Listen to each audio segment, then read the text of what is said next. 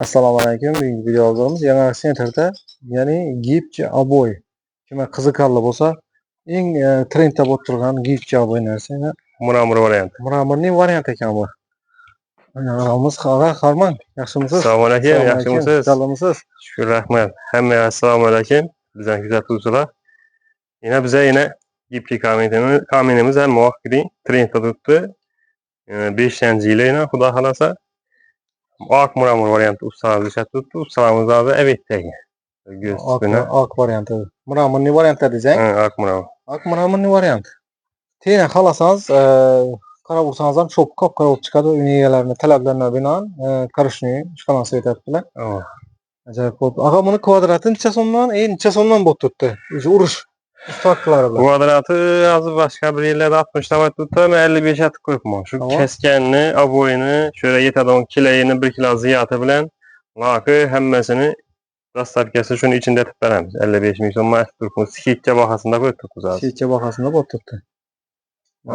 Ajoyib bo'lgan. Muramurning varianti. Zo'r.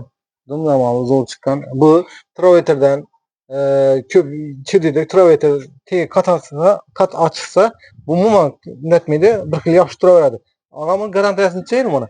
Garantiyasi 15 yilini ko'p videolarimizni aytib o'tdik. Avvalgi ishlayapsiz bilan ishlagan videolarimizni ham aytib o'tdik. Bu narsamizga garantiya 15 yil chisti akrilda ishlanadi bu narsa. Akrildan.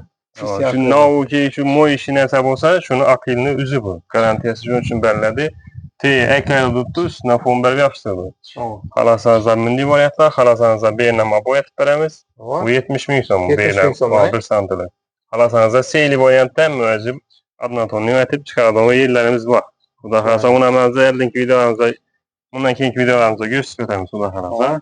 Aga mana qarang, bu quyosh olishini nechalar buni? Olmaydi buni quyosh. Quyoshni men buni quyosh olganini ko'rmayman. Yo'q, quyosh olmaydi. Shuni hozir endi ko'p odam azı ishlab chiqarishingda ko'payib ketdi-ku, soni. Termotravitin, termopanel ishlarimiz narsa ko'payib ketdi.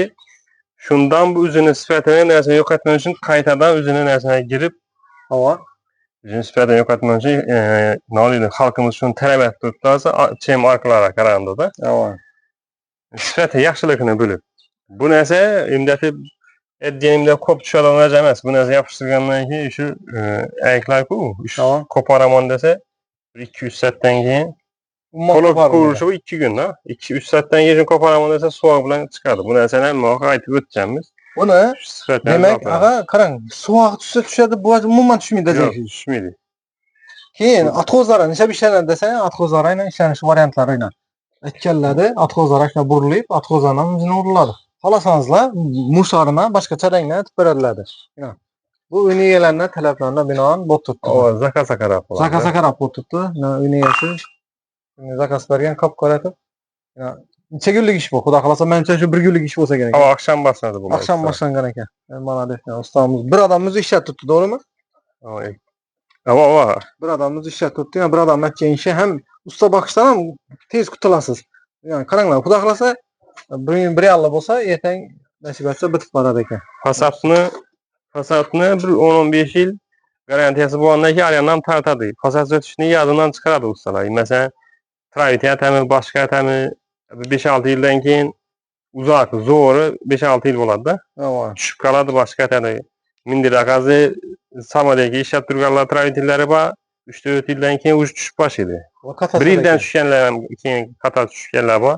Bu narsa dinlanmaydi bu narsa. Bu vaziyat ham paxsani ayrıqını göstərməydi. Sanmıram. Hem trişeden saklaydı hava. Paxsani ayrıqını göstərməydi, trişindən saklab veradi. Aynen dəvərəkdən üstələrindən trişin düşüşü mümkün, paxsal aylarda. Bu lakin saklab veradi, xudo xolasa. Bu iş lakin də acayip oldu lakin. Elərini zakasına binoan zo'r chiqqan.